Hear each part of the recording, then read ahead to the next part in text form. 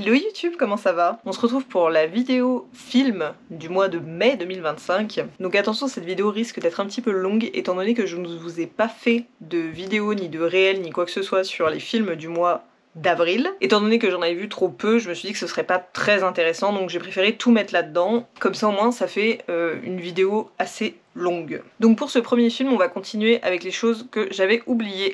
Il y a un film que j'ai regardé il y a un moment déjà, je crois que c'était cet hiver ou quelque chose comme ça, et j'ai totalement oublié de vous le mettre dans une vidéo, genre passer à la trappe complet. Et du coup le film c'est Fucking Fred comme un léopard. Donc c'est un film réalisé par Clément Cotentin, et les têtes d'affiche sont Jonathan Cohen, que vous avez pu notamment voir dans la série La Flamme, et le chanteur de rap français Orelsan. Vous avez peut-être déjà vu sur la même plateforme, c'est diffusé sur Amazon Prime, le documentaire réalisé déjà par Clément sur son frère Orelsan, et il y en a eu deux. Donc je vous lis le synopsis du film. Donc Jonathan Cohen et Orelsan doivent réaliser un projet fou, créer un concert de Fucking Friend en une semaine. Ce personnage sorti du cerveau de Jonathan a l'habitude des apparitions sur la scène d'Orelsan, mais il n'a jamais assuré un spectacle en entier. Jonathan n'est jamais à court d'idées, mais il a une semaine pour apprendre que devenir un vrai chanteur ne s'improvise pas. Du coup ce film, je l'ai trouvé ok. J'aime beaucoup la musique d'Orelsan, mais j'avoue que je suis pas une super fan de Jonathan Cohen. Ok, il est drôle, il y a pas de souci là-dessus, mais c'est vrai que je trouve ça vachement redondant et je sature vite son humour en fait. Du coup, je comprends le délire qu'ils ont eu entre potes, pas de souci. Le film reste divertissant, mais je le re-regarderai jamais de ma vie, je pense. Donc voilà, après si vous aimez un peu déjà la bande à Aurel, je pense que vous trouverez ça marrant, et voilà, ça divertit. Après je pense que ça dépend, on n'a pas tous le même humour, donc voilà. Mais en soi, non, il était cool, franchement il était cool, mais ouais, je pense pas que je le reverrai. Alors ensuite, pareil, je vais vous parler d'un gros bout qu'on va attaquer. Donc les films dont je ne vous ai pas parlé le mois dernier, c'était les Scream. Donc pour ceux qui ne voient pas ce que c'est, Scream c'est une saga de films d'horreur réalisée par Wes Craven, dont le méchant est Ghostface. Je vous mets une photo si ça ne vous dit rien. Donc déjà pour présenter Wes Craven, c'est un réal qui est né en 1939 et décédé en 2015. C'est un des pionniers de l'horreur. Donc il a fait la série Scream, d'autres films comme Nightmare on Elm Street, que vous connaissez peut-être, ou même La colline à des yeux. Pour ceux qui ne connaîtraient pas ou n'auraient pas vu Scream, je vais vous lire du coup le synopsis du film. Donc Casey Baker, une belle adolescente, est seule dans la maison familiale. Elle s'apprête à regarder un film d'horreur mais le téléphone sonne. Au bout du fil, un serial killer la malmène et la force à jouer à un jeu terrible. Si elle répond mal à ses questions portant sur les films d'horreur, celui-ci tuera son copain.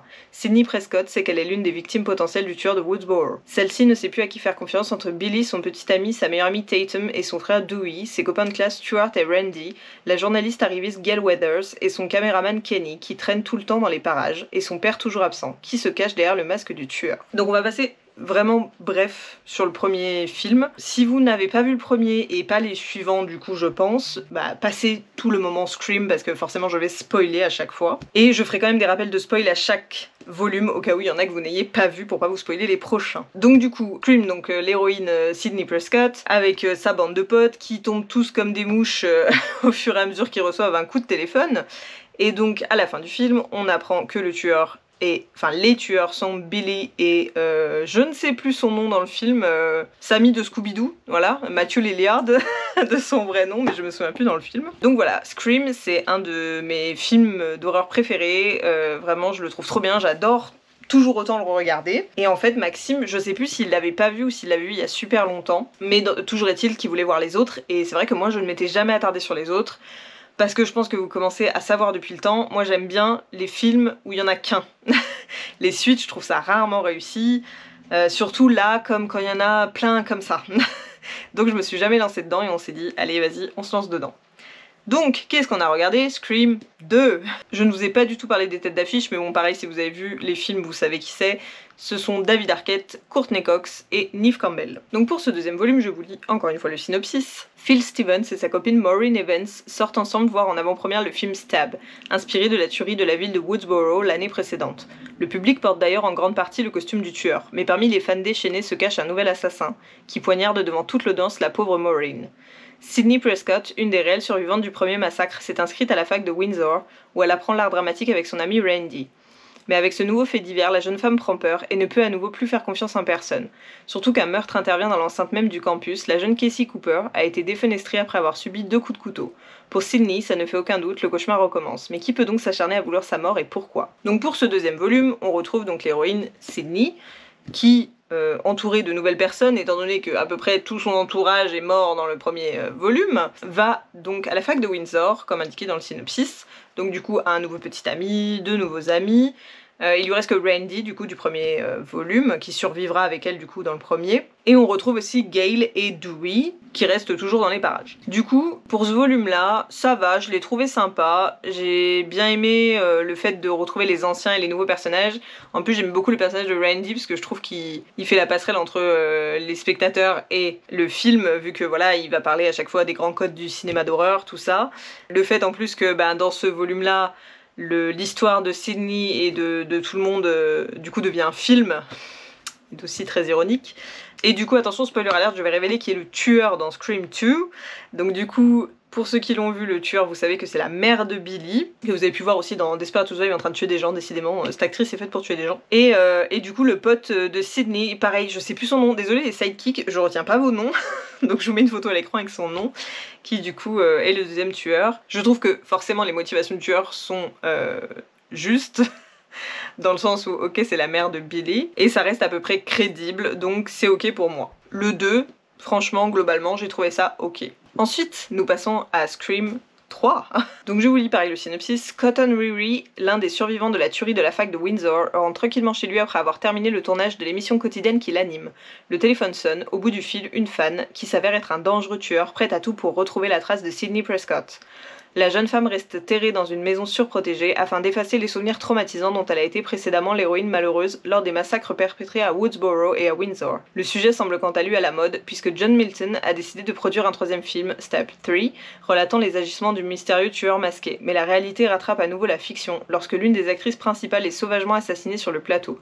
Qui s'acharne à vouloir détruire Sidney? La clé du mystère ne remonte-t-elle pas aux origines de toute cette histoire? Donc là, on arrive au troisième volume, donc notre final girl, Sidney, a encore survécu, yes. Donc du coup, cette fois, elle décide d'apprendre de ses erreurs et d'aller s'enterrer au fin fond de la forêt. Elle a bien raison. Donc il y a un nouveau film Stab, et du coup, forcément, toute l'équipe du film. Donc ce seront tous les nouveaux personnages. Et encore une fois, nous retrouvons aussi Gale et Dewey. Le tueur au masque va refaire apparition, et à force évidemment de s'acharner sur les pauvres victimes, Sidney va finir par quitter sa petite cachette pour aller voir ce qui se passe. Écoutez, encore une fois, ok, le scénario est cohérent, par contre pas trop d'affinité pour les personnages, j'avoue. Après, Sidney reste mon personnage favori de la saga Scream, mais c'est vrai que bon, les sidekicks, autant dans le premier et le deuxième, ok, mais là, franchement, aucun intérêt.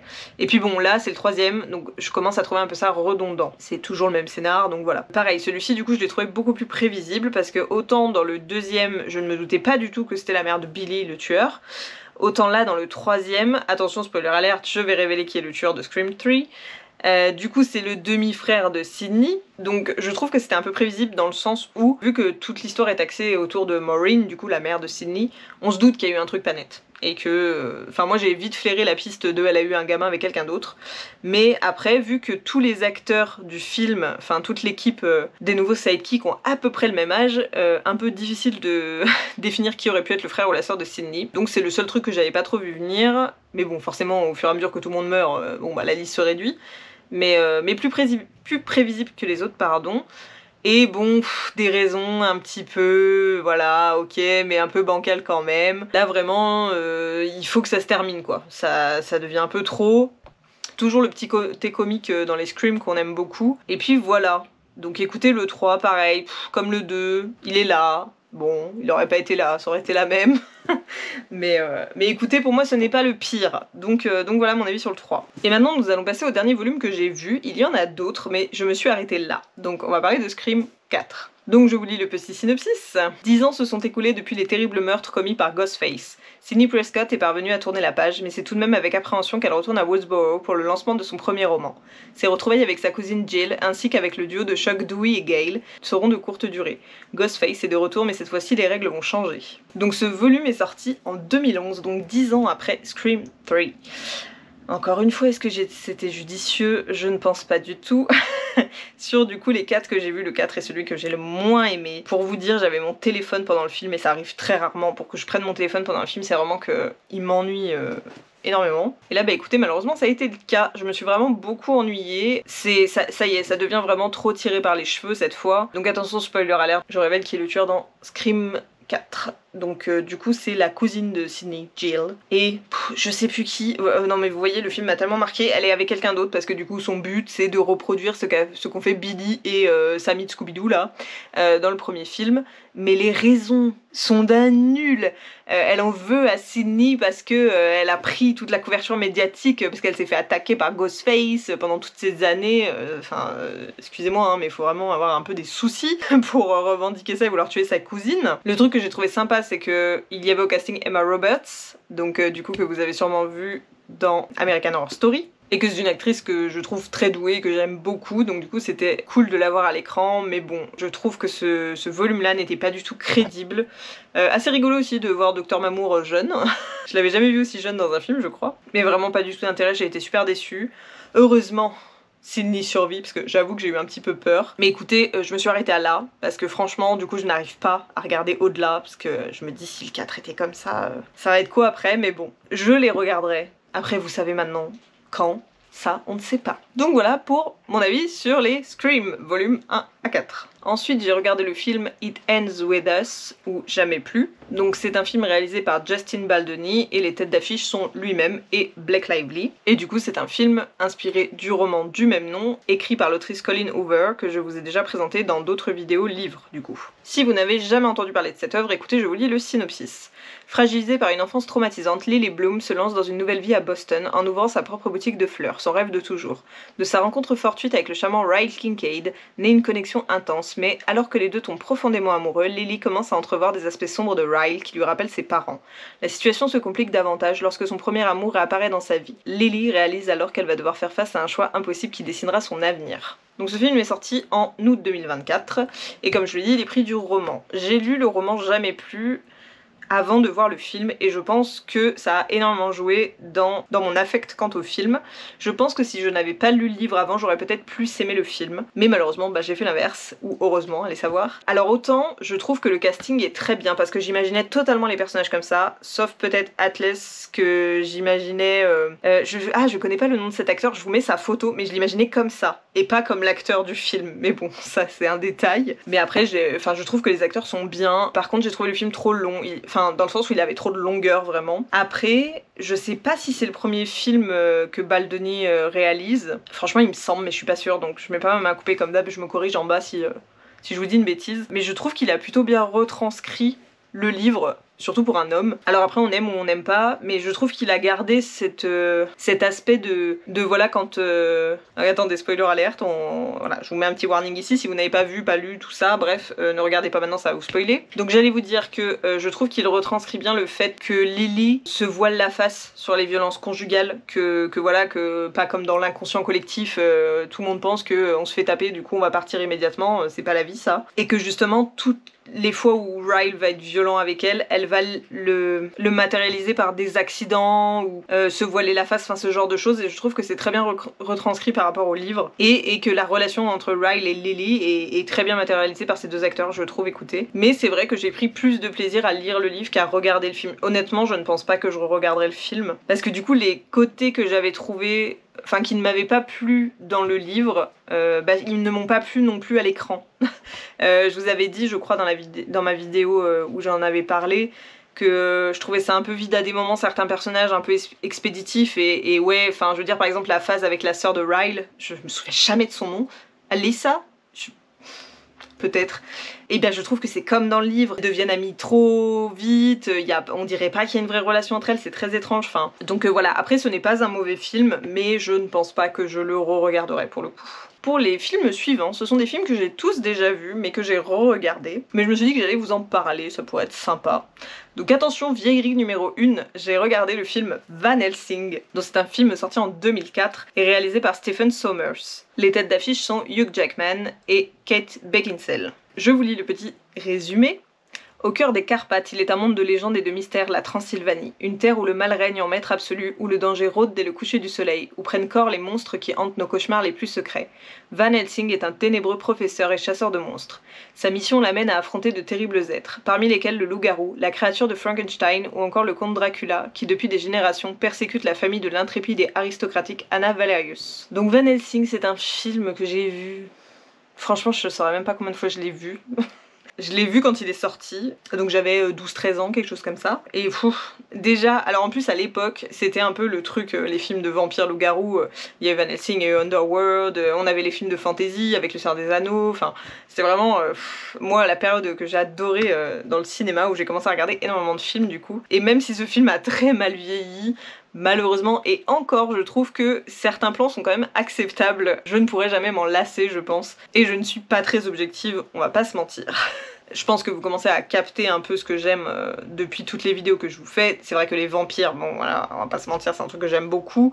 Enfin, de toute façon, tout ce qui est fantasy, SF, horreur, tout ça. Et je pense que Van Helsing reste une de mes Madeleines de Proust, et voilà, donc je l'aurai toujours dans ma bibliothèque. Et puis voilà, écoutez, je ne sais que vous dire. Je pense que si vous le voyez maintenant et que vous ne l'avez jamais vu, pas sûr que ça vous plaise, honnêtement. Je pense que vraiment, il continue à me plaire parce que voilà, je l'ai vu enfant et c'est un de mes classiques, mais après, bon, si vous voyez ça à 30 ans maintenant, c'est peut-être un peu vieillot, quoi. Vous avez peut-être trouvé ça un petit peu ridicule. Donc bon, à vous de voir si vous ne l'avez pas vu, si vous voulez le voir ou pas. Et pareil pour les deux derniers films, ils vont ensemble, et donc vieillerie numéro 2, j'ai regardé Kill Bill, volume 1 et 2.